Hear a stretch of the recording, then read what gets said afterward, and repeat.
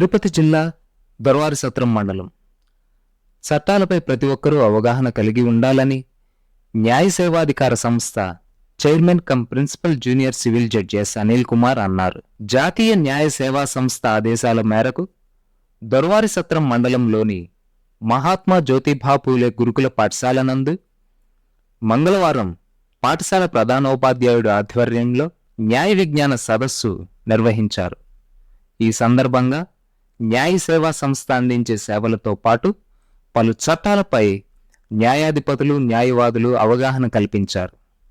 ఈ కార్యక్రమంలో additional judicial first class magistrate S Anusha, న్యాయవాదులు K Dharmaprasad, PNRV Prasad, L Ganapathi, C Chakravarthi, G Kranthikumar, C Baji, Doravari Satram SI Tirumalarao, పాఠశాల ప్రధానోపాధ్యాయుడు, ఉపాధ్యాయులు, విద్యార్థులు పాల్గొన్నారు.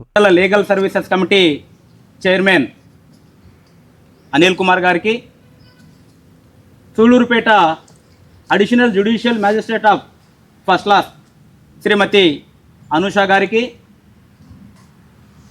దొరవారి సత్రం మండలం సబ్ ఇన్స్పెక్టర్ తిరుమలరావు గారికి, మహాత్మా జ్యోతిబా బీసీ వెల్ఫేర్ గృహ ప్రిన్సిపల్ గారికి, ముఖ్యంగా సూళ్లూరుపేట న్యాయవాదుల సంఘం కార్యదర్శి గడ్డం క్రాంతికుమార్ గారికి, ఉపాధ్యక్షులు పి నాగరాజ వరప్రసాద్ గారికి, లోక్ అదాలత్ సభ్యులు కె ధర్మప్రసాద్ గారికి, లీగల్ ఎయిడ్ కౌన్సిల్ గణపతి గారికి, న్యాయవాదులు చక్రవర్తి గారికి, బాచీ గారికి, ప్రేమ్ కుమార్ గారికి, ముఖ్యంగా విద్యార్థులందరికీ కూడా హృదయపూర్వక అభినందనలు తెలియజేస్తున్నాం. ఈనాటి ఈ కార్యక్రమం ప్రధాన ఉద్దేశము చట్టాలపై అవగాహన కల్పించడం. అంటే చట్టం అంటే ఏమిటి, దాని గురించి విద్యార్థి దశలోనే మనం ఎందుకు తెలుసుకోవాలి అనేటువంటి అంశం మీద ఒక్కొక్క న్యాయవాది మీకు క్షుణ్ణంగా వివరిస్తారు. ఆ తర్వాత ప్రామిసరీ నోట్లని ఎప్పుడన్నా విన్నారా? వినలేదా? అవి ఎట్లా వస్తాయో తెలుసా మీకు? ప్రామిసరీ నోట్లు అనేవి ఎట్లా వస్తాయో తెలుసా? అసలు ఎప్పుడన్నా విన్నా? చెప్పండి, ఏదో సమాధానం ఫ్రెండ్లీగానే మాట్లాడదాం. పోనీ మీ తల్లిదండ్రులు ఉన్నారు, దాని గురించి ఎప్పుడన్నా మాట్లాడుకుంటూ విన్నారా? వినలేదా? ఇప్పుడు ఒక మనిషికి ఒక అవసరం వచ్చింది. ఇప్పుడు నాకే ఉందనుకోండి, నాకే 1 లక్ష రూపాయలు కావాలా, నా దగ్గర ఒక 50,000 ఉంది, ఇంకొక 50,000 రూపాయలు కావాలా. ఎవరినన్నా వెళ్ళి అడిగితే ఇస్తారా? ఇస్తారు. ఎందుకు ఇస్తారు? అప్పు చేస్తే ఇస్తారు. అప్పుగా చేస్తే ఇస్తారు. అప్పు చేసినప్పుడు ఏం చేయాలి? ఊరికి నప్పిస్తాడా? తెలుసున్నవాడైతే 50,000 కూడా ఇవ్వచ్చు. మన ప్రసాద్ గారే కాబట్టి ఇచ్చేస్తాడులే అనే నమ్మకంతో ఒక 50,000 చేయబదులుగా కూడా ఇవ్వచ్చు. అట్లా కాకుండా నా మీద నమ్మకం లేదు, ఏ విధంగా ఇవ్వాలా? బాండ్ కాగితాల మీద సంతకాలు పెట్టించుకుని ఇవ్వాలి. ఆ బాండ్ని ఏమంటారు? ప్రామిసరీ నోటు అంటారు. దాన్ని ప్రామిసరీ నోటు అంటారు. ప్రామిసరీ నోటుని ₹1 దగ్గర నుంచి ఎన్ని రూపాయల వరకైనా కూడా అప్పుగా రాసుకుని తీసుకోవచ్చు. దాని కాల పరిమితి ఏమన్నా ఉందనేది విషయం ఏమన్నా తెలుసా మీకు? ఒకసారి ఈరోజు ఎంత డేటు? 18/6/2024. 18/6/2024లో నేను ఒక 50,000 రూపాయలు నీ దగ్గర అప్పు తీసుకున్నాను అని అంటే దానికి ఎన్ని సంవత్సరాల వరకు కాల పరిమితి ఉంటుంది అనే విషయం తెలవాలా. అదే చట్టం అంటే. చట్టం తెలుసుకుంటాం అంటే పెద్ద నాలెడ్జ్ ఉండాలనేది కాదు. ఉండాలా, నాలెడ్జ్ కూడా ఉండాలి. దాంతోపాటు మనం దాన్ని డెవలప్మెంట్ చేసుకోవాలి. మన బ్రెయిన్ డెవలప్మెంట్, మన ఎడ్యుకేషన్ డెవలప్మెంట్ అన్నీ కూడా చేసుకుంటేనే ఈ చట్టాలన్నీ కూడా తెలుసుకుంటేనే బయట సమాజంలో బతకగలం. దానికి 3 సంవత్సరాల కాల పరిమితి. అంటే మళ్ళీ 18/6/2027 అది ఆ ప్రామిసరీ నోట్ మీద సంతకం నేను పెడతాను, నువ్వు డబ్బులు ఇస్తావు, నేను తీసుకుంటాను. ఆ ప్రామిసరీ నోట్ నీ దగ్గర ఉంటుంది, డబ్బులు నా దగ్గర ఉంటాయి. నేను మళ్ళీ తిరిగి చెల్లించాలా. ఎప్పుడులాగా చెల్లించాలి? దాన్ని 3 years లోగా చెల్లించాలా, తర్వాత కాదు. మళ్ళీ 18/6/2024 తర్వాత 27 తర్వాత అది ఒక తెల్ల కాగితమే, దానికి విలువ ఉండదు. ఆ ప్రామిసరీ నోటుకి విలువ ఉండదు, వైట్ పేపర్తో సమానం అది. అంచేత ఆ ప్రామిసరీ నోట్ అంటే దానికి ఆ 3 సంవత్సరాల కాల పరిమితిలో దాన్ని వసూలు చేసుకునే అధికారం ఉంటుంది. ఒకవేళ నేను డబ్బులు ఇవ్వలేదు ఏం చేయాలి? ఇప్పుడు తీసుకుని అప్పిచ్చిన ఆయన ఏం చేయాలి? దాన్ని కేసు వేయాలి. కేసు వేయాలనంటే మళ్ళీ లాయర్ గారి దగ్గరికి వెళ్ళాలా, ఆ ప్రామిసరీ నోట్ని ఆయనకి ఇస్తే దాన్ని ఫిలప్ చేసి, దాన్ని అప్పుడు ఫిలప్ చేయడం కాదు, అంటే ఈ దావాలాగా తయారు చేసి కోర్టులో వేసి మళ్ళీ ఆయనకి నోటీసులు పంపించి వాళ్ళ దగ్గర నుంచి వసూలు చేసుకునే అధికారం కోర్టు కల్పిస్తుంది. అంచేత మనం కోర్టులో వేసుకునే దానికి అవకాశం ఉంటుంది అనమాట. ఆ 3 సంవత్సరాలు ఏదైనా సరే 3 సంవత్సరాల లోపలనే ఆ ప్రామిసరీ నోటుని వసూలు చేసుకునే అధికారం ఉంటుంది. అది మీ తల్లిదండ్రులకి కూడా ఎవరికన్నా తెలిసినా తెలవకపోయినా కూడా మీరు ఒక చెప్పగలిగే అవగాహన మీరు ఇప్పటి నుంచే నేర్చుకోవాలి. ఎందుకంటే 10th క్లాస్ బేసిక్ వచ్చేసారు కాబట్టి ఇంట్లో ఆర్థిక లావాదేవీలు అన్నీ జరుగుతూ ఉంటాయి కాబట్టి ప్రామిసరీ నోట్ అంటే అప్పు తెచ్చారా ఎక్కడన్నా 3 సంవత్సరాలకి మించి ఉంటే దాన్ని ప్రమాదం. మీరు ఒకవేళ మీరు అప్పిస్తున్నా మీరు అప్పు తీసుకున్నా కూడా అయ్యాన్ని ఉంటే క్లియర్ చేసుకోండి అని చెప్పొచ్చు. ఇంకోటి చెక్ ఒకటి ఉంది, ఇంకొక ఇన్స్ట్రుమెంట్ ఏంది చెక్స్ కూడా ఎందుకు ఇస్తుంటారు? ఎక్కువ అమౌంట్ తక్కువ అమౌంట్ అని కాదు, మన జేబులో డబ్బులు లేనప్పుడు బ్యాంకులో ఉన్నప్పుడు దాన్ని డ్రా చేసుకుని తీసుకొచ్చే అవకాశం లేనప్పుడు అయ్యా నేను నీకు ఇవ్వాల్సిన బాకీకి గాను ఇదిగో ఈ చెక్ ఇస్తున్నాను, 50,000కి చెక్ ఇస్తున్నాను, ఈ చెక్కుని తీసుకుపోయి నీ అకౌంట్లో వేసుకో, అది నా అకౌంట్లో నుంచి నీ అకౌంట్లో డబ్బు ట్రాన్స్ఫర్ అవుతుంది అనేటటువంటి ఒక అవకాశం ఉంది. కాబట్టి చెక్కును కూడా ఒక ఇన్స్ట్రుమెంట్గా కూడా చెప్పుకొచ్చారనమాట. దానికి ఎంత కాల పరిమితి? దానికి కూడా కాల పరిమితి ఉంది. అది ఈరోజు డేట్ 18/6/2024 కేసు ఈరోజు చెక్ ఇస్తే దాన్ని ఎన్ని రోజుల్లో కదా వసూలు చేసుకోవాలా? అది మన అకౌంట్లో కానీ వేసుకుని డ్రా చేసుకునే అవకాశం 3 నెలల వరకు ఉంది. 3 నెలలే. మళ్ళీ 3 నెలల తర్వాత ఆ చెక్ ఏమవుతుంది? తెల్ల కాగితం అవుతుంది, దానికి పనిచేయదు. దానికి మళ్ళీ కూడా ఇంకో రకంగా వసూలు చేసుకోవచ్చు మళ్ళీ. అంటే చెక్కుని ఆ బ్యాంకులో 3 నెలల లోపల వేస్తే ఎన్కాష్ అవుతుంది, బ్యాంకులోంచి అమౌంట్ ట్రాన్స్ఫర్ అవుతుంది. ఆ తర్వాత ట్రాన్స్ఫర్ కాదు, కానీ దాంట్లో ఉండే అమౌంట్ అది మళ్ళీ 3 సంవత్సరాల వరకు పరిమితి ఉంటుంది ప్రామిసరీ నోట్ లాగానే. దాన్ని మళ్ళీ సివిల్ కోర్టులో వేసి రావాల్సిన డబ్బుని మళ్ళీ వసూలు చేసుకునేదానికి సివిల్ కోర్టు వరకు పరిధి ఉంటుంది. అట్లా ఏ వసూలైనా కూడా ఏ అమౌంట్ రాబట్టుకోవాలి అనే ఉద్దేశం ఉంటే కూడా ప్రతి దానికి 3 సంవత్సరాల కాల పరిమితి అనేది కంపల్సరీ పెట్టారు. చట్ట ప్రకారంగా అది కల్పించారు అవకాశం. అంచేత ఈ వసూలు చేసుకునే అవకాశం ఏదైనా ఉంటే ప్రామిసరీ నోట్లు కానీ చెక్కులు కానీ ఇవన్నీ కూడా 3 సంవత్సరాల లోపల వసూలు చేసుకుని కోర్టులో వేసుకుని వసూలు చేసుకునే దానికి మనకు అవకాశం ఉంటుంది. ఆ విధంగా చట్టాన్ని కోర్టుల వరకు తీసుకొచ్చారు. ఇంత మన ట్రాఫిక్ మన అప్పు తీసుకునే కాడి నుంచి మళ్ళీ రాజ్యాంగం కాడి నుంచి ఇటు వచ్చేసింది. ఏది ప్రామిసరీ నోట్ల దగ్గరకు వచ్చేసింది. ప్రామిసరీ నోట్ల దగ్గర నుంచి ఇప్పుడు మళ్ళీ చట్టాలు రూపు చేస్తారని చెప్పుకొచ్చాం మనం. లెజిస్లేషన్స్ ఎవరు శాసనసభ్యులు అన్నాం కదా, వాళ్ళు చట్టాలని రూపకల్పన చేస్తారు. ఆ చట్టాలు రూపకల్పన చేసేటప్పుడు కొన్ని చట్టాలు మంచిగా వస్తుంటాయి, కొన్ని చట్టాలు చెడ్డే వస్తుంటాయి. అది చదువుకున్న మేధాశక్తిని బట్టి వాళ్ళు తయారు చేస్తుంటారు. అది మన కర్మ. అది వస్తే మంచిది వస్తే మంచిగా అనుభవిస్తాం, లేదంటే అన్నీ మంచి రావాలని అనుకుంటున్నాం, మంచిగానే రావాలి కూడా. అందుకనే మంచి వారిని ఎన్నుకుంటే మంచి చట్టాలు వస్తాయి అనే దానికి చెప్తున్నాం అనమాట ఇవన్నీ. అదేవిధంగా ఇప్పుడు ఎగ్జిక్యూటివ్ అథారిటీస్ ఉన్నాయి. అంటే ఎగ్జిక్యూటివ్ అథారిటీలోకి ఏ వింగ్స్ వస్తాయి తెలుసా మీకు? అమలు జరిపే విధానం అంటారనమాట. ఇప్పుడు శాసనసభ్యులు చట్టాలు చేస్తారు, పరిపాలన చేయమంటారు. ఆ పరిపాలన జరిపించేది ఎవరు? ఐఏఎస్లు, ఐపీఎస్లు అంటే కలెక్టర్సు, జిల్లా సూపరింటెండెంట్స్, పోలీసు వ్యవస్థలో సూపరింటెండెంట్సు, వీళ్ళందరూ కూడా ఎంఆర్ఓసు, వీళ్ళందరూ కూడా ఎగ్జిక్యూటివ్ బాడీ కిందకు వస్తారనమాట. వాళ్ళందరూ కూడా ఈ విద్యా విధానం అమలు జరగడం అయితేనేమి, జిల్లా విద్యాధికారులు ఉంటారు కదా మీకు, ఎంఈఓలని, తర్వాత డిఈఓలని, వీళ్ళందరూ ఉంటారు కదా, వీళ్ళందరూ కూడా ఎగ్జిక్యూటివ్ పరిధిలోకి వస్తారు. అదే రాజ్యాంగంలో ఒక విభాగం అది ఎగ్జిక్యూటివ్ అనేది. తర్వాత జ్యుడిషియరీ. ఈ విధంగా రాజ్యాంగం 3 భాగాలుగా విభజించబడింది. ఈ 3 విభాగాలుగా విభజించబడి మనం అందరం కూడా రాజ్యాంగ పరిధిలోనే పరిపాలించడానికి అనువుగా ఉంది. కాబట్టి మనం అందరం చల్లగా రాజ్యాంగ పరిధిలో అందరం ఉంటున్నాం.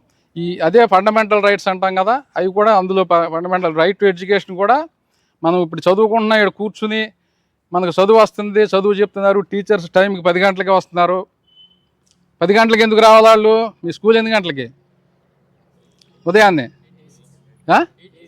8 AM కా? 8 AM ఎందుకు గంట కొట్టాలా?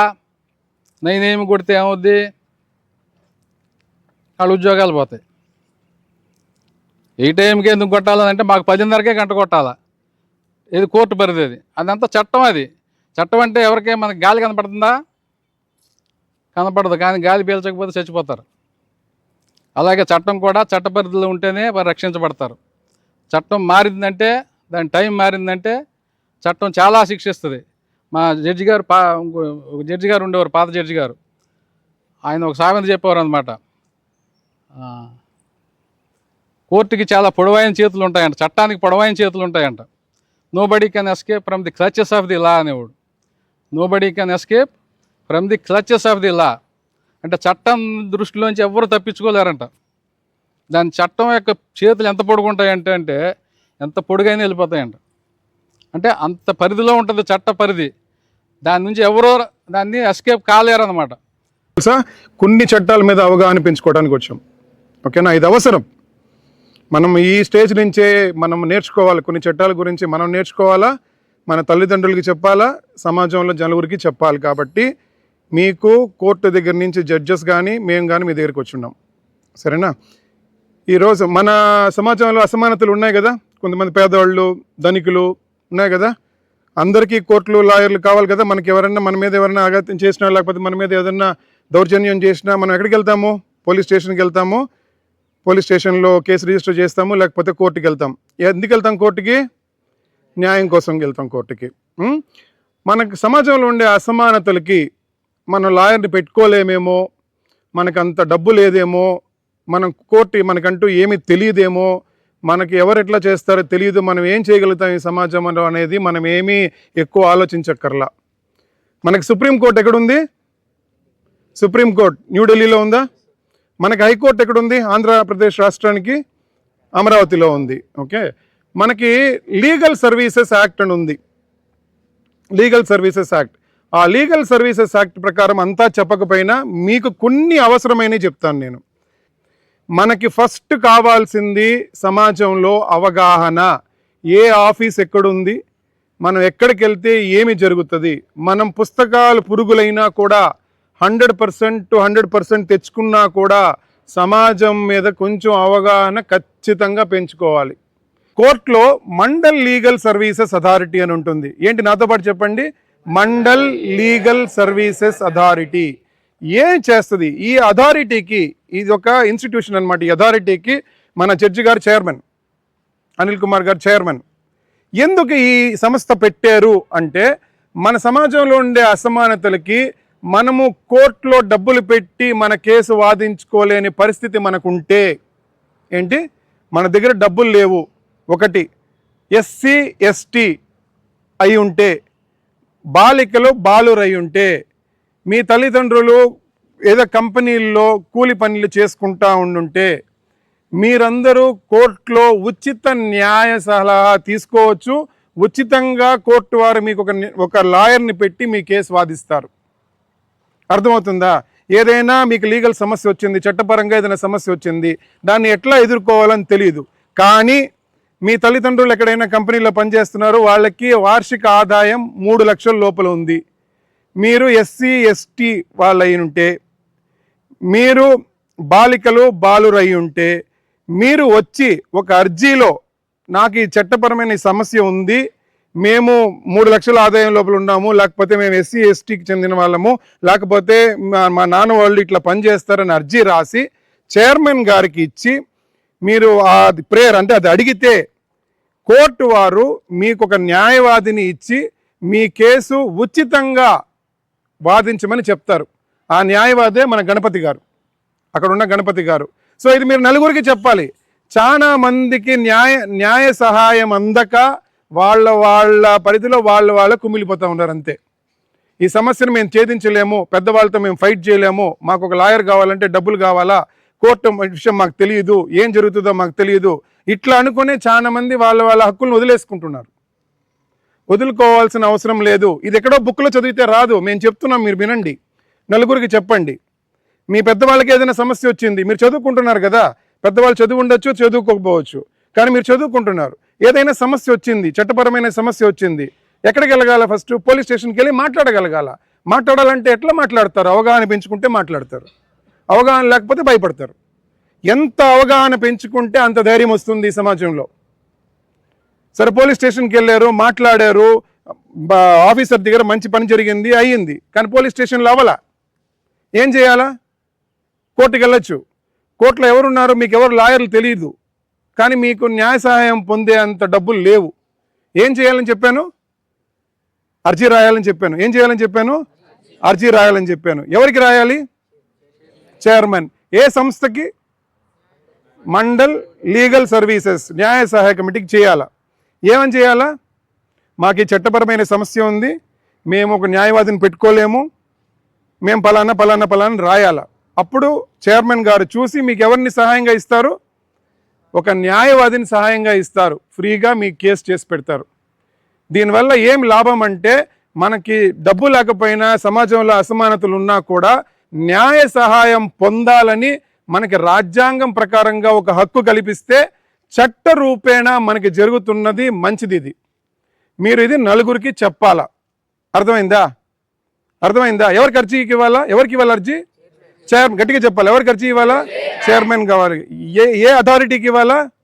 Mandal legal services committee. ఓకేనా? ఏమని అడగాల? మాకు స్తోమత లేదు, మేము న్యాయవాదిని పెట్టుకోలేము. ఏమి ఇస్తారు? న్యాయ సహాయం చేస్తారు. ఎట్లా సహాయం చేస్తారు? ఒక న్యాయవాదిని ఇస్తారు మీ కేసు వాదించడానికి ఫ్రీగా. ఆ న్యాయవాది మీకు ఏం చేయాలో చెప్తారు, మీ తరపున కేసు వాదిస్తారు న్యాయవాది. అర్థమైందా? నలుగురికి చెప్తారా? చెప్పరా? చెప్తారా? చెప్పరా? ఇంకొకటి ఒకే ఒక విషయం చెప్పి నేను మిగతా వాళ్ళకి ఇచ్చేస్తాను. మనకి చాలా మందికి బైకులు తోలాలంటే చాలా ఇష్టం, అవునా కదా? చాలా మంది, మీరు కూడా బైకులు తోలుతూ ఉంటారు. ఇంట్లో గొడవ పెట్టి అమ్మ నాన్నని ప్రెషర్ చేసి. కానీ 18 ఏళ్ళ లోపల లైసెన్స్ లేకుండా బైక్ని రోడ్డు మీద తోలటానికి లేదు చట్ట ప్రకారము. అట్లా కానీ తోలితే ఏదైనా జరిగితే ఆ బైక్ ఎవరి మీద రిజిస్ట్రేషన్ చేయబడుతుంది? అమ్మ మీద కానీ నాన్న పేరు మీద కానీ ఉంటుంది. ఏదైనా సరే యాక్సిడెంట్ అయ్యి ఎవరైనా చనిపోయినా, ఎవరికైనా దెబ్బలు తగిలినా ముందు ఏం చేస్తారంటే మీ మదర్నో మీ ఫాదర్నో తీసుకుపోయి పోలీస్ స్టేషన్లో కూర్చోబెడతారు.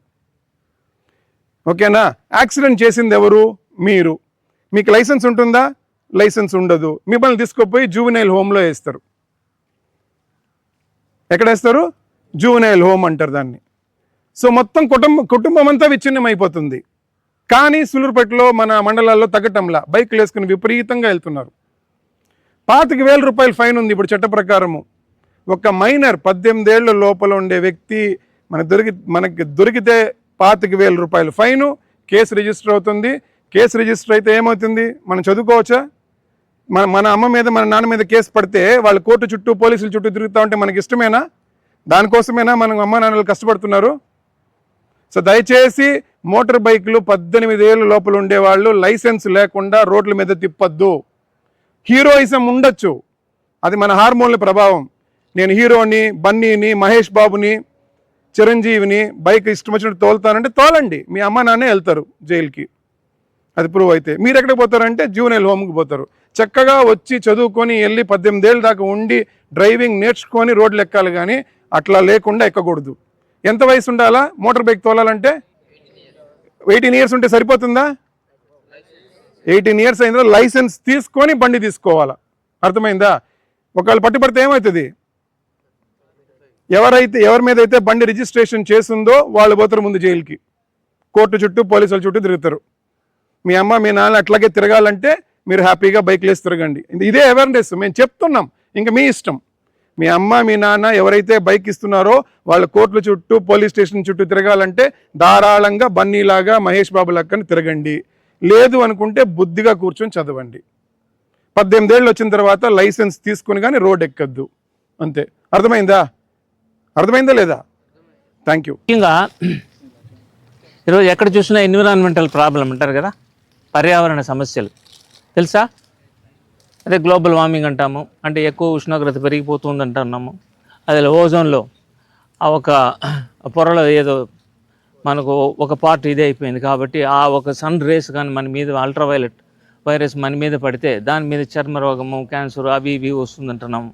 ఇలా చాలా ప్రాబ్లమ్స్ ఉన్నాయి. ఇది పర్టికులర్గా ఈ ఎన్విరాన్మెంట్ గురించి మాట్లాడితే, ఈ పర్యావరణం గురించి.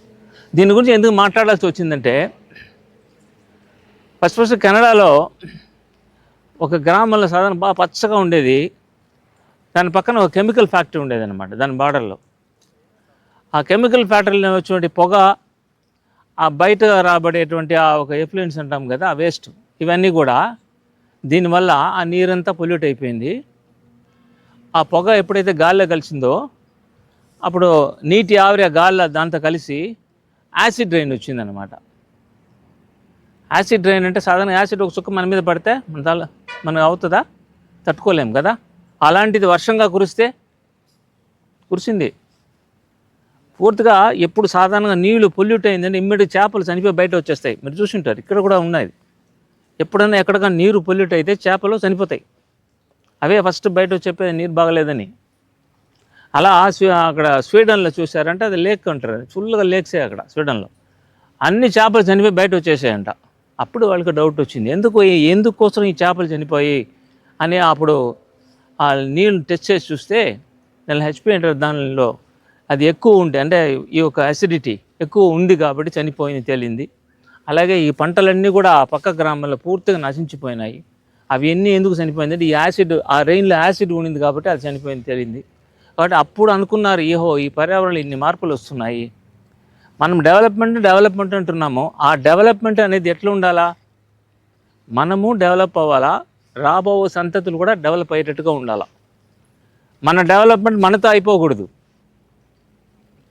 అదే సస్టైనబుల్ డెవలప్మెంట్ అంటారు సాధారణంగా. సో కాబట్టి నేను ఈరోజు మీకు చెప్పడం ఒక చిన్న విషయము. దీనిలో ఈ ఎన్విరాన్మెంట్లో ఒక కేసు, వర్ధిచంద్ వర్సెస్ రత్నం మున్సిపాలిటీ. ఆయన సాధారణ మా బట్టి ఒక మనిషి. ఆయన చూశాడు, ఎక్కడ చూసినా ఈ డ్రైనేజ్ వాటర్ నిండిపోయి ఉండదు. ఆ తర్వాత అక్కడ పబ్లిక్ టాయిలెట్లు లేవు.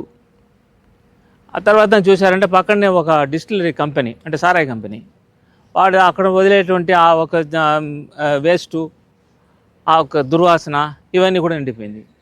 వర్షం ఎక్కువ వచ్చింది, నీరు అక్కడక్కడ నిలిచిపోయింది. అప్పుడు అక్కడ జనాలు చాలా కష్టపడుతున్నారనమాట.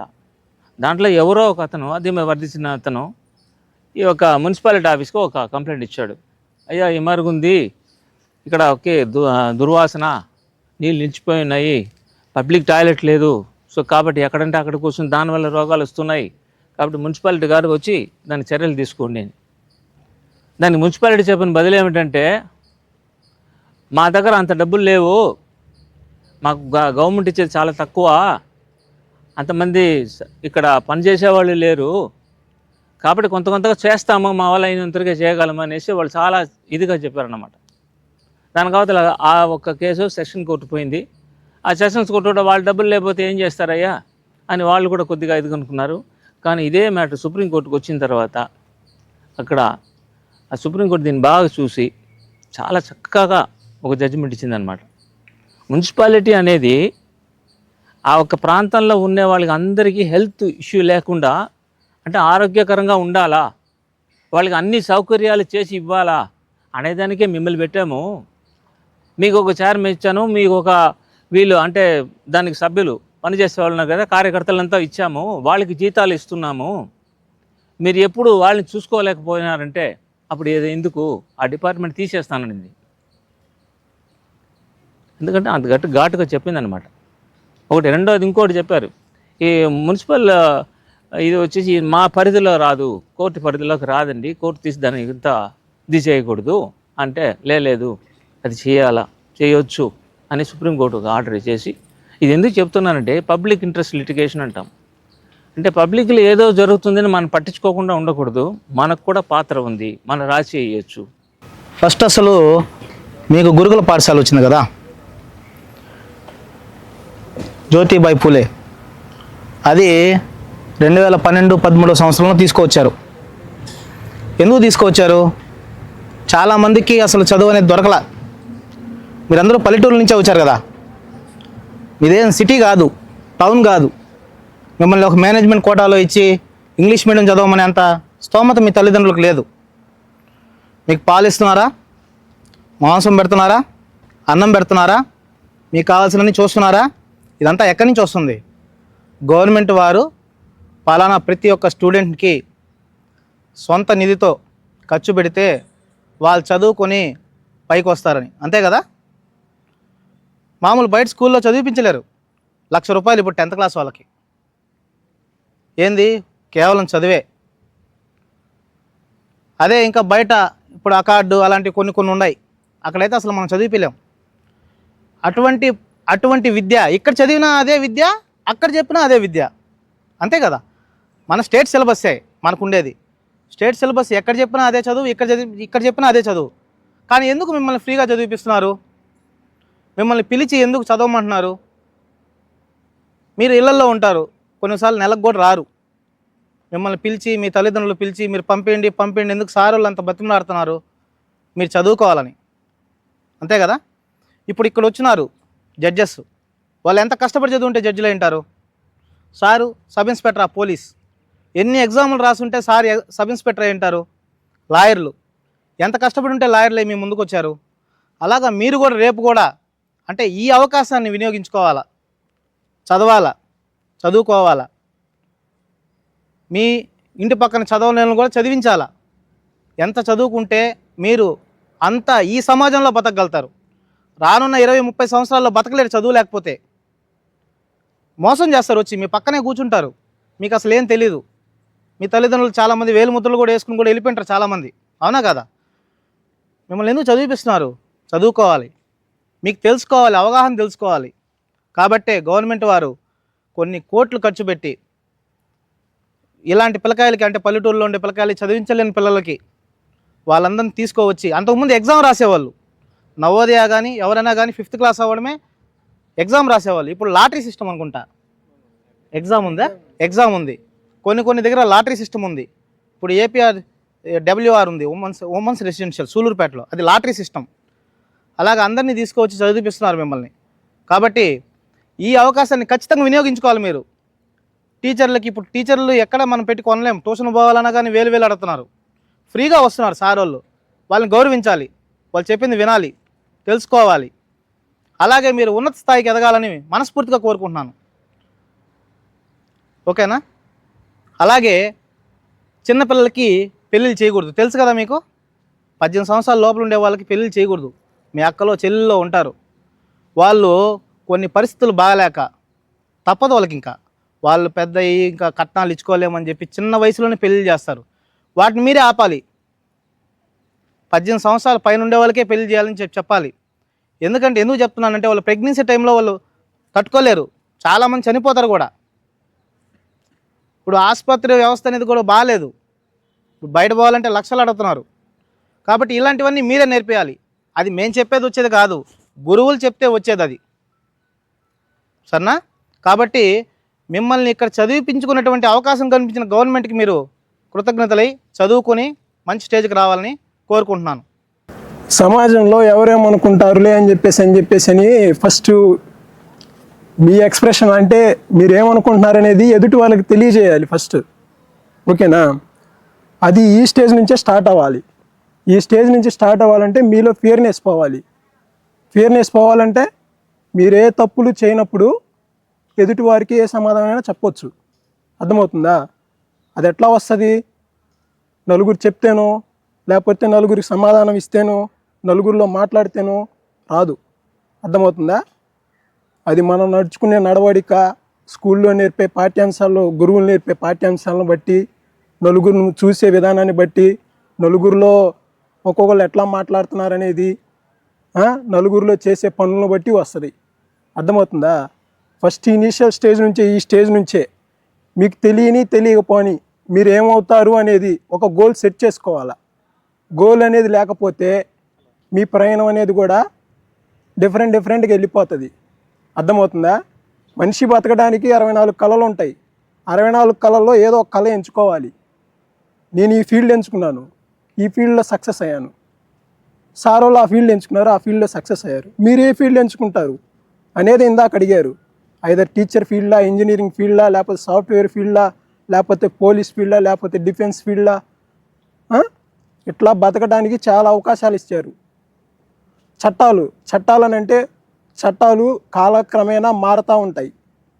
ఒకప్పుడు మీరు చదువుతూ ఉంటారు, పాఠ్య పుస్తకాల్లో వస్తూ ఉంటుంది సతీసాగమన నిషేధ చట్టం అని చెప్పేసి రాజా రామ్మోహన్ రాయ్ తీసుకొచ్చాడు ఫస్ట్ ఇనీషియల్ స్టేజ్లో. అంటే ఏంది, ఎవరైనా భర్త చనిపోతే భర్తతో పాటు భార్యను కూడా పూర్వకాలంలో ఏం చేసేవాళ్ళు, కాల్చి పూర్తి చేసేవాళ్ళు. ఇప్పుడు ఆ చట్టం ఉందా? లేదు కదా. అంటే ఏంది, చట్టం అనేది దాని కాలక్రమేణా మారుతూ ఉంటుంది అన్నమాట. అర్థమవుతుందా? ఈ కాలక్రమేణా మారే క్రమంలో ఇప్పుడు వితంతు పునర్వివాహ చట్టం ఉంది. ఒకప్పుడు మొగుడు చచ్చిపోతే భార్య పెళ్లి చేసుకోకుండా ఉండాలన్నమాట. పెళ్లి చేసుకోకుండా ఉండాలి. దానికి కందుకూరి వీరేశలింగం గారు ఏం చేశారు, ఫైట్ చేసేసి మొగుడు చచ్చిపోతే భార్య పెళ్లి చేసుకోకుండా ఉండకూడదని చెప్పేసి రెండో పెళ్లి చేసుకోవచ్చు అని చెప్పారు కదా. అంటే చట్టం అంటే అది అనాది కాలం నుంచి రాసుకుంటా వచ్చింది. ఇప్పటికిప్పుడు రాసింది కాదు. మారుతున్న కాలక్రమేణా ఆ చట్టాన్ని అమెండ్మెంట్ కూడా చేయొచ్చు. అర్థమవుతుందా? దిశ చట్టం అంటే ఏంది, ఒక ఢిల్లీలో ఒక సామాన్య ఇంజనీర్ అనమాట ఒక బస్సులో వెళ్తూ ఉంటుంటే ఒక ఆకతాయిలు 5 మంది ఆకతాయిలు ఆమె మీద రేప్ అటెంప్ట్ చేసి ఆమెని చేయరాని విధంగా చేసేశారు. అంటే ఏంది, అప్పుడు ఏ చట్టం లేదు కాబట్టేసి వాళ్ళు అట్లా చేశారు. వాళ్ళకంటూ ఒక చట్టం అనేది రూపొందించి దాని తర్వాత జరిగే అఘాయిత్యాలన్నిటికీ ఒక చట్టం అనేది ఉంటే ఆ అమ్మాయికి జరిగిన స్థితి వేరే మహిళకు జరగదు కదా. అలాంటప్పుడు ఒక చట్టం కావాలి. అప్పుడే దిశ యాక్ట్ని తీసుకొని వచ్చారు. దిశ పోలీస్ స్టేషన్స్ పెట్టారు. దిశ పోలీస్ స్టేషన్స్లో మహిళా పోలీసులను పెట్టారు, మహిళా ఎస్ఐలను పెట్టారు. ఆఫీసర్ క్యాడర్లో లేడీస్ ఓన్లీ మేలే కాకుండా ఫీమేల్ కూడా తీసుకొచ్చారు. అంటే ఏంది, కాలక్రమేణా ప్రతి ఒక్కటి మారుతూ ఉంటుంది అనమాట. మనలోనూ కూడా మార్పు రావాలి. దీన్ని బట్టి మీకేం అర్థమవుతుంది, కాలం పెరిగే కొద్దీ మీ చదువు పెరిగే కొద్దీ మీలో కూడా నేర్చుకోవాల్సింది కూడా ఇంకా ఎక్కువ అవ్వాలి. ఎక్కువ అవ్వాలనంటే మనం ఇప్పటి నుంచే మన పుస్తకాల మీద ఎక్కువ కాన్సన్ట్రేషన్ పెట్టాలి. ఎవరెవరికో లేని అవకాశాలు మీకు ఇక్కడికి వచ్చాయంటే బయట చదవాలంటే కార్పొరేట్ స్కూల్లో ఎంత ఉంది, దగ్గరగా ఇందాక నేను మా ఇంటి ఎదురు ఓ చిన్న పిల్ల ఎల్కేజీ పిల్లకి నారాయణ స్కూల్లో 25,000 అంట. 25,000 అంటే నేను అప్ టు 10th క్లాస్ వరకు కూడా నా ట్యూషన్ ఫీజు కూడా 25,000 కట్టున్నాను. నేను బీటెక్ వరకు కూడా కట్టున్నాను. నేను ఇంజనీరింగ్ వరకు కూడా 25,000 అనేది ఎప్పుడూ కట్టలేదు. కానీ బీటెక్ కంప్లీట్ అయిపోయిన తర్వాత గ్రూప్స్ కోచింగ్ అని హైదరాబాద్ వెళ్తే at a time single payment 17,000 కట్టా. అంటే ఏంది, ఇప్పుడు నవ్వే డేస్ ఎడ్యుకేషన్ అనేది మనీ రూపంలో అవైలబుల్ అవుతుంది. దాన్ని మీరు ఇప్పటి నుంచో చదువుకున్నారనుకో, ఇక్కడ ఉండేది అక్కడ కూడా. అశోకుడు ఏం చేశాడు, రోడ్ సైడ్ చెట్లు నాటిచ్చాడు, స్తూపాలు వేయించాడు, రాజుల మీద దండయాత్ర చేశాడు అని చెప్పేసి చదువుకునేదే కదా. కానీ ఆ చదువుకునేది ఎవరికైతే కాలక్రమేణా పెరిగే కొద్దీ వాళ్ళ మైండ్లో ఉంటుందో వాడు సక్సెస్ అవుతాడు. ఎవడైతే ఈరోజు చదివాము, ఈరోజు రాసేసాము, ఈ రోజుతో వదిలేసామనంటే వాడు పనికి మాలోడు అవుతాడు. ఏమవుతాడు, రాసి పెట్టుకోండి. ప్రతి ఒక్కటి గుర్తుపెట్టుకోవాలా. సక్సెస్ అనేది ఒక రోజులో వచ్చేది కాదు. సక్సెస్ అనేది ఒక రోజులో వస్తే ఆ సక్సెస్కి వాల్యూ ఉండదు. ఎవరైనా గుర్తుపెట్టుకోండి. ఇక్కడ ఇది చెప్పేది ప్రతి ఒక్కటి సక్సెస్ గురించి చాలామంది చెప్తూ ఉంటారు డెఫినేషన్స్. ఎవడైతే బాగా ఫెయిల్యూర్ అవుతాడో, సమాజంలో వాడు ఫెయిల్యూర్ అని చెప్పేసి నలుగురు చేత నిందించబడతాడో వాడు సక్సెస్ కావడానికి ఎక్కువ అవకాశాలు ఉంటాయి. At a time first time success అయినా వాడికి సక్సెస్ పొందిన తీరు తెలియదు, దాన్ని ఆస్వాదించే తీరు కూడా తెలియదు. ఆస్వాదించడం అంటే ఏంది, ఫీల్ తెలియదు. సక్సెస్ నీకు ఎట్ ఏ టైం సింగిల్ టైంలో గవర్నమెంట్ జాబ్ వచ్చింది, ఆ ఫీల్ తెలియదు, స్ట్రగుల్స్ తెలియవు. కానీ నువ్వు స్ట్రగుల్ అవుతా ఆ జాబ్ కోసం ఒకసారి ఫెయిల్ అయిపోయి నెక్స్ట్ టైం జాబ్ కొట్టు, దానిలో కిక్ ఉంటుంది కదా, కిక్ అని ఉంటుంది కదా, నార్మల్గా పోతే కిక్కే ఉంటుందని చెప్పేసి అని ఆ కిక్ని ఎంజాయ్ చేయాలి. అర్థమవుతుందా? నేను మీకు ఎందుకు చెప్తున్నానంటే 2014లో బీటెక్ కంప్లీట్ చేశాను. నేను 2014లో బీటెక్ కంప్లీట్ చేశా. 2016లో ఎస్ఐ ఎగ్జామ్ రాశా. బికాజ్ ఆఫ్ రిజర్వేషన్స్ వల్ల నాకు ఒక మార్కులో ఎస్ఐ జాబ్ పోయింది, సేమ్ మార్క్స్ వచ్చి ఎస్ఐ జాబ్ పోయింది. మళ్ళీ ఎస్ఐ జాబ్ కొట్టాలని కమిట్మెంట్తో కూర్చున్నా. మళ్ళీ అప్పుడు గవర్నమెంట్ జాబ్స్ 4 జాబులు వచ్చినాయి. నేను కోరుకున్న ఎస్ఐ జాబే వచ్చింది నాకు, కానీ ఇక్కడ రాలా. ఢిల్లీలో వచ్చింది. ఢిల్లీలో వచ్చి నేను ఢిల్లీలో పోయి అక్కడ సేవ చేయడానికి నాకేం లాంగ్వేజ్ కమ్యూనికేషన్స్ అంతా డిఫరెంట్గా ఉంటుంది, మాట్లాడే తీరు కూడా వేరుగా ఉంటుంది. అక్కడ హిందీ మాట్లాడాలి, మనలాంటి కమ్యూనికేషన్ ఉండదు. కానీ నాకు ఇక్కడ కావాలి. మా ఇంట్లో మా అన్న కానిస్టేబుల్, మా పేదనాన్న ఎడిషనల్ ఎస్పీ. అర్థమవుతుందా? వాళ్ళ స్థాయికి నేను ఉండాలి కదా, నేను గోల్ సెట్ చేసుకోవాలి కదా. వాళ్ళొక్కళ్ళే కష్టపడితే అయిపోయిందా? వాళ్ళొక్కళ్ళే కష్టపడితే అయిపోయిందా? కాదు కదా. 2014 నుంచి స్ట్రగుల్ చేస్తే మళ్ళీ మండల్ లెవెల్లో ఫస్ట్ ఫ్రీగా చదివించారు. మొత్తం కార్పొరేట్ స్కూల్లో ₹1 కూడా పెట్టకుండా కార్పొరేట్ కాలేజీల్లో ఫ్రీగా చదువుకున్నాము. కానీ అది ఎట్లా? నా ఓన్గా నేను బిల్డప్ చేసుకోలే. అది ఎదుటి వాళ్ళు చెప్పి నువ్వు ఎట్లా ఉండాలి ఇలా ఉండాలి అని చెప్పి వాళ్ళు స్ట్రగుల్ అయిన విధానం మాకు చెప్పబట్టి మేము నేర్చుకున్నాము. మీరు కూడా ఈ స్టేజ్ నుంచే స్ట్రగుల్ అనేది నేర్చుకుంటే ఒక స్టెప్కి ఎదుగుతారు. లేదు మమ్మల్ని ఏదో మా తల్లిదండ్రులు ఇక్కడ జాయిన్ చేయించేశారు, మేము బలవంతంగా చదవాలి, ఫోర్స్ఫుల్గా ఎవరు చదవద్దు. ఫోర్స్ఫుల్గా చదివింది అది నిలబడదు. ఓకేనా? ప్రతి ఒక్కళ్ళు కాన్సెప్ట్ ఓరియంటెడ్గా ఈ క్వశ్చన్కి ఇస్తే ఏం చెప్పాలి, ఈ క్వశ్చన్కి ఆన్సర్ ఏంటిదని చెప్పి బట్టి బై హార్ట్ చేయకుండా నీట్గా ఎవరైతే ఒక స్టెప్ని ఇప్పటి నుంచే గోల్ సెట్ చేసుకుంటారో వాళ్ళ లైఫ్లో సక్సీడ్ అవుతారు. 2014లో అయిపోయింది, 14 బీటెక్ కంప్లీట్ అయిపోయింది, 16లో జాబ్ రాలా.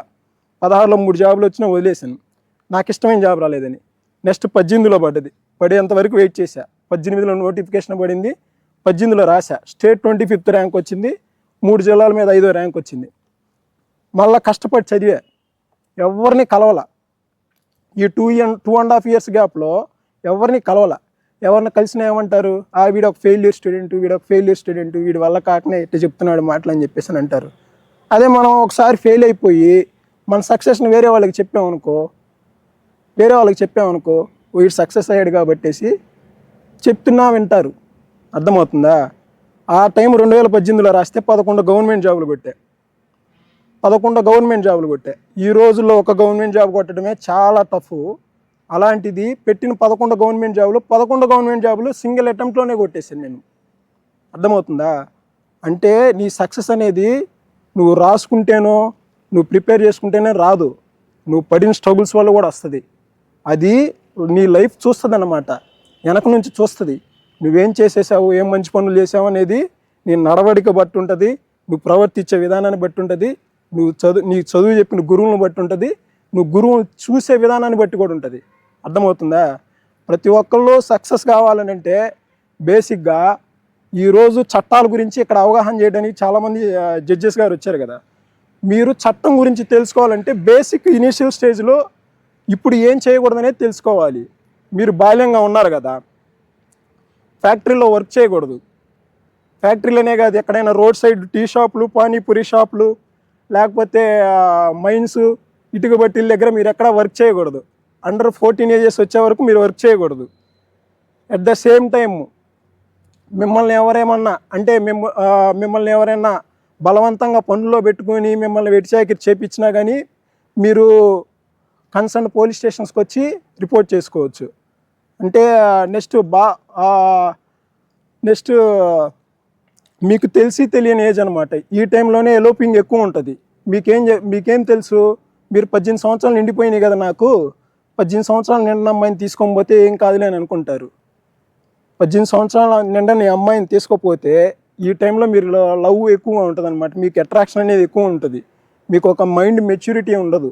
మీకు తెలియకుండా 18 సంవత్సరాల అమ్మాయిని తీసుకోపోతే అది ఒక కేసు అవుతుంది. ఆ కేసు కాస్త వాళ్ళ పేరెంట్స్ వచ్చేటప్పుడు పోక్సో కేసు అవుతుంది.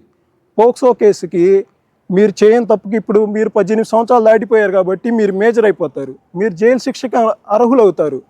సో మీరు అది చేయకూడదు.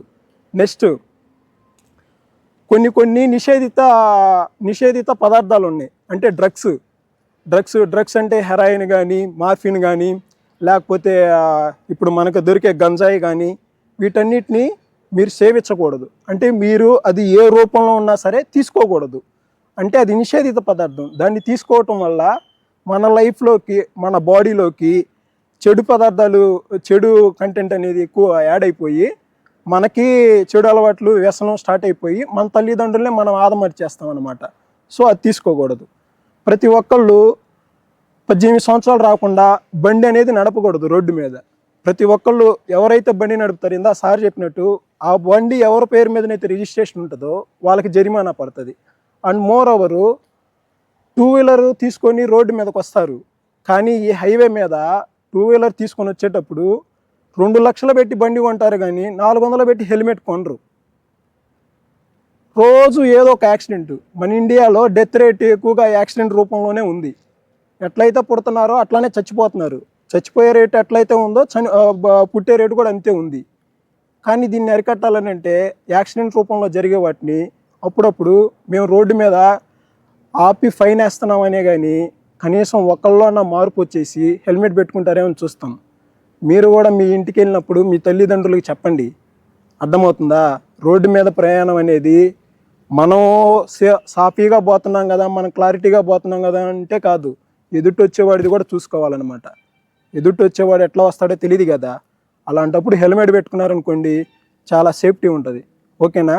కారుల్లో పోయేటప్పుడు ఫ్రంట్ సీట్లో ఉండి కూడా సీట్ బెల్ట్ పెట్టుకోకపోతే కూడా మీకు ఎయిర్ బెలూన్స్ ఓపెన్ అవ్వవు. సో అది కూడా చెప్పండి ఎప్పుడైనా కారు ప్రయాణం చేసేటప్పుడు. ప్రతి ఒక్కళ్ళు మీరు ఇప్పుడు ఇనీషియల్ స్టేజ్ నుంచే వాట్ ఈజ్ వాట్ అంటే, ఇప్పుడు రైల్వే స్టేషన్కి వెళ్ళేటప్పుడు రైల్వే స్టేషన్ అనేది ఉంది, ఎందుకు ఉంది, దాని పర్పస్ ఏందనేది తెలుస్తుంది కదా. రైల్వే స్టేషన్లో ఏంది, ఒక రైలు వస్తుంది, మనం టికెట్ తీసుకుంటే లోపలికి ఎక్కుతాము, మనం చేరాల్సిన ప్రదేశానికి చేరుతాము. బస్ స్టాండ్ ఉంది, ఓ ప్రదేశం నుంచి వేరే ప్రదేశానికి చేరుతున్నాము. అట్లానే కోర్టు ఎందుకు ఉంది, పోలీస్ స్టేషన్ అనేది ఎందుకు ఉంది, ఈ స్కూల్ అనేది ఎందుకు ఉంది అనేది మీలో క్వశ్చనైజ్ చేసుకోండి. క్వశ్చనైజ్ చేసుకొని దాన్ని కాన్సెప్చువల్గా చదివితే మీకు ప్రతిదీ అర్థమవుతుంది. ఓకేనా? ఇంతటి అవకాశం ఇచ్చినందుకు ఈ స్కూల్ ప్రిన్సిపల్ గారికి, ఈ జడ్జెస్ గారికి అండ్ న్యాయవాదులకి నమస్కారం. కాన్స్టిట్యూషన్ చెప్పారు, MLSA గురించి చెప్పారు, మీ గోల్స్ ఎలా సెట్ చేసుకోవాలి, ఎలా రీచ్ అవ్వాలని చెప్పారు, ఎన్విరాన్మెంట్ గురించి చెప్పారు, ఒక్కొక్క టాపిక్స్ చెప్పారు. వాటన్నిటికి గుర్తున్నాయా మీకు ఏం చెప్పారు? అవి విని వదిలేయడం కాకుండా వాటిని మీరు ట్రై చేయాలి, వాటన్నిటిని కూడా మీరు అమలు పరచాలన్నమాట. అర్థమవుతుందా? చెప్పారు, ఏదో చెప్పారు, అయిపోయింది అనేసి వదిలేసి వెళ్ళకుండా వాటిని మన కోసమే కదా చెప్పింది, మన మంచి కోసమే కదా చెప్పింది అని వాటిని పాటించాలి. ఈరోజు ముఖ్యంగా మేము ఇక్కడికి వచ్చిన ముఖ్య ఉద్దేశం ఏంటంటే ఎన్విరాన్మెంటల్ పొల్యూషన్ గురించి కొంచెం మీకు జ్ఞానం చెప్దామని వచ్చామన్నమాట. ఎన్విరాన్మెంట్ ఏంటి? మన పర్యావరణం అంటే మన చుట్టూ ఉండే పరిసరాలు. ఈ మధ్య అవంతా పొల్యూషన్ అయిపోతుంది. ఒకప్పుడు మన తాత ముత్తాతలు ఉన్నప్పుడు మనకి ఎండ ఎంత ఉండేది? తక్కువ, 39 35 అంతే ఉండేది. ఇప్పుడు చూడండి 50 దాకా కూడా వెళ్ళిపోతుంది.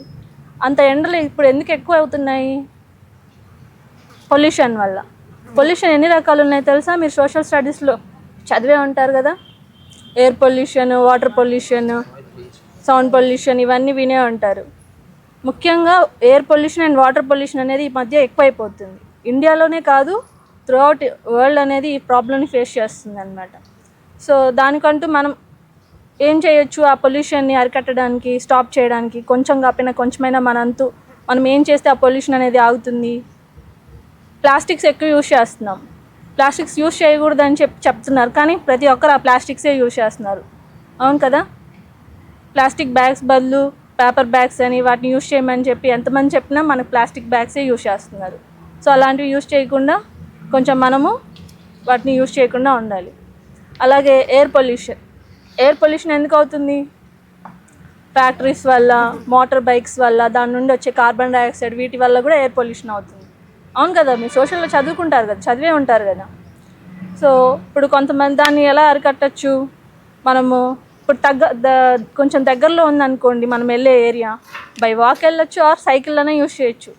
దగ్గరే ఉండి కూడా మనం బైక్స్ యూజ్ చేయడం వల్ల, పెట్రోల్ యూజ్ చేయడం వల్ల, దానికి బైక్ పెట్రోల్ యూజ్ చేస్తాం కదా, దానివల్ల పొల్యూషన్ అనేది వస్తుంది. అవునా కదా? సో అలాంటి చిన్న వాటిని మీరు చిన్న ఏజ్లో ఉన్నారు కాబట్టి మీ ఫ్రెండ్స్కి వాళ్ళకి చెప్పుకొని చిన్న వాటిని వాకింగ్ కూడా వెళ్ళిపోవచ్చు. దగ్గరే అనుకోండి. ఒకప్పుడు కొన్ని మైళ్ళు నడుచుకుంటూ వెళ్ళేవాళ్ళు. ఇప్పుడు జస్ట్ ఒక 1/2 కిలోమీటర్ కూడా మేము వెళ్ళలేము, మాకు బైక్ కావాలి అని చెప్పి అనే స్టేజ్కి వచ్చేసారనమాట. సో అలాగే ఇప్పుడు మనం గ్యాసెస్ యూస్ చేస్తున్నాం, ఫుడ్ వండుతారు కదా గ్యాసెస్, దానివల్ల కూడా చాలా కెమికల్స్ రిలీజ్ అవుతాయి. సో మన ఇంట్లో చిమ్నీస్ అనేవి ఉంటాయి, వాటిని ఏర్పాటు చేసుకోవాలి. అదేంటంటే ఆ ఎయిర్ని ఫిల్టర్ చేస్తుంది. దానివల్ల కూడా కొన్ని హార్మ్ఫుల్ గ్యాసెస్, హార్మ్ఫుల్ అవన్నీ కూడా అది ఫిల్టర్ చేసేసి మనకి కొంచెం కాకపోయినా కొంచెమైనా పొల్యూషన్ అనేది రెడ్యూస్ చేస్తుంది. అలాగే వాటర్ పొల్యూషన్, ఇప్పుడు వాటర్ చూడండి, కొన్ని ఏరియాస్లో అంటే కేరళ లేకపోతే ఫారెన్ స్టేట్స్లో చూడండి వాటర్ ఎలా ఎంత నీట్గా ఉంటాయో, దాంట్లో ఉన్న పడిన వస్తువు కూడా మనకి క్లియర్గా కనిపిస్తుంది. బట్ మన ఏరియాస్ చూడండి వాటర్ ఎలా ఉంటాయి, దాంట్లో full of plastic, water bottles, dust అంతా ఉంటుంది కదా. సో ఆ ప్లాస్టిక్స్ ఇవన్నీ కూడా మనం వేయకుండా చూసుకోవాలి. మనం కూడా పర్యావరణాన్ని రక్షించడానికి ఒక వంతు హెల్ప్ చేయాలన్నమాట. అర్థమవుతుందా? అలాగే మనము సార్ వాళ్ళందరూ చెప్పారు, పర్యావరణం గురించి పక్కన పెడితే డిసిప్లైన్గా ఉండండి మెయిన్ మీ స్కూల్స్లో. సార్ వాళ్ళు చెప్పిన మాట వింటూ, సార్ వాళ్ళందరూ చెప్పారు చదువు అనేది ఎక్కడైనా చదవచ్చు, గవర్నమెంట్ స్కూలే కాదు, ప్రైవేట్ స్కూలే కాదు, చదివే వాళ్ళు ఎక్కడైనా చదవచ్చు. ఈవెన్ ఇప్పుడు ఐఏఎస్లు, ఐపీఎస్ ఆఫీసర్లు కూడా గవర్నమెంట్ స్కూల్ నుంచి చదివి వచ్చిన వాళ్ళే చాలామంది ఉంటారు, ప్రైవేట్ కంటే కూడా. సో ఎక్కడైనా బాగా చదువుకోవచ్చు. సో మీ పేరెంట్స్ మీకు ఇంత చదివించాలని వాళ్ళు ఎంత కోరికతో మిమ్మల్ని ఇక్కడ పంపించారో, మీరు అదేవిధంగా చదివి మీ గోల్స్ని రీచ్ అవ్వాలి. ఓకేనా? Thank you. మేము మొబైల్స్ వాడమన్న వాళ్ళు హ్యాండ్స్ రైజ్ చేయండి. వాడము అన్న వాళ్ళు వాడము, మేము మొబైల్స్ వాడము, యూజ్ చేయము అని. ప్రజెంట్ మన సొసైటీలో మొబైల్ అనేది కామన్ అయిపోయిందండి. దాన్ని మంచిగా ఉపయోగించుకోవచ్చు, అట్ ద సేమ్ టైం నెగిటివ్గా కూడా ఉపయోగించుకోవచ్చు. రీసెంట్గా మనం చూస్తూ ఉంటాం న్యూస్ పేపర్లో, మన పేపర్లో చూస్తాం, టీవీల్లో. ఈ సైబర్ క్రైమ్ అంటే ఆన్లైన్లో మోసాలు ఎక్కువైపోతున్నాయి. ఐడియా ఉందా మీకు? ఏదో లింక్ పంపిస్తారు, మన పేరెంట్స్ తెలియక దాన్ని క్లిక్ చేయగానే అకౌంట్లో ఉన్న అమౌంట్ అంతా వెళ్ళిపోతున్నాయి. సో వాటి మీద కొంచెం మీరు మీ పేరెంట్స్కి ఒక అవగాహన కల్పించండి. ఏ లింక్స్ వచ్చినా తొందరపడి ఓపెన్ చేయమాకండి. అది కొంతమంది ఓటీపీలు అడుగుతూ ఉంటారు, మీ మొబైల్కి ఓటీపీ వచ్చిందండి అది చెప్పమండి. అలాంటివి అన్నీ కూడా మీరు చెప్పమాకండి, మీ పేరెంట్స్కి కూడా చెప్పండి. అసలు ఇలాంటి మొబైల్స్ మటుకు జాగ్రత్తగా ఉండాలండి. కీప్యాడ్ అంటే ఇబ్బంది ఉండదు, ఇలాంటి స్మార్ట్ ఫోన్ మటుకు చాలా జాగ్రత్తగా ఉండాలి. చట్టం అంటే మనం ఏం చెయ్యాలో చేయకూడదో చెప్పుంది అంతే. మనం ఇది చేస్తే కరెక్ట్, ఇది చేయకూడదు అని చెప్పేదే సింపుల్గా చట్టం అంటే. అర్థమైందా? చాలా ఉన్నాయి చట్టాలు. మనం ఏదైతే చేయాలో అది రాసి ఉంటుంది, ఏదైతే చేయకూడదో అది కూడా రాసి ఉంటుంది.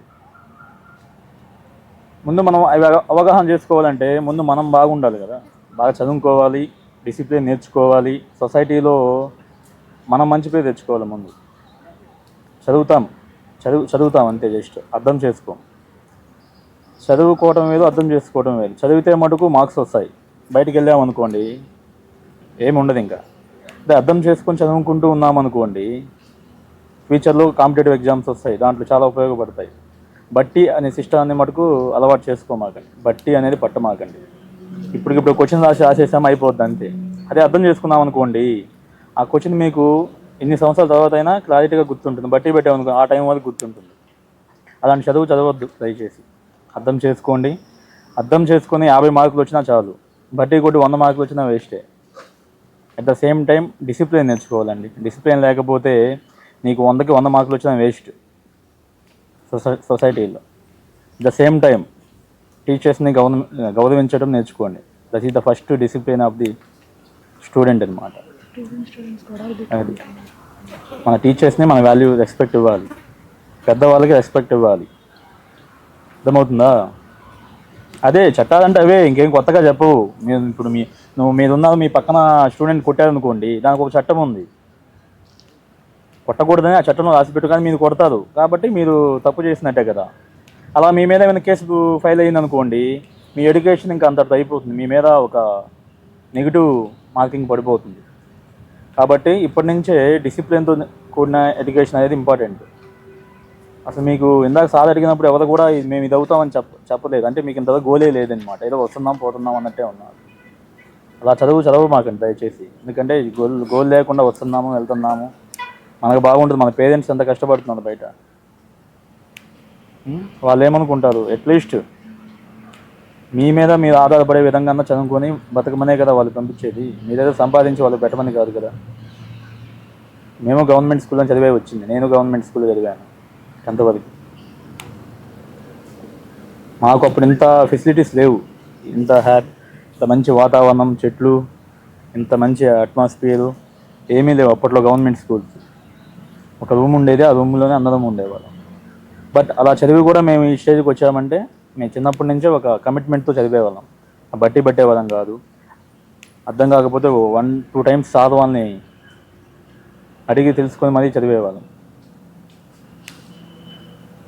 కాబట్టి ఒక గోల్ లేకుండా ఏదో చదువుతున్నాము చేస్తున్నామనే మటుకు అసలుకి ఆ విధంగా మటుకు చదవమాకండి.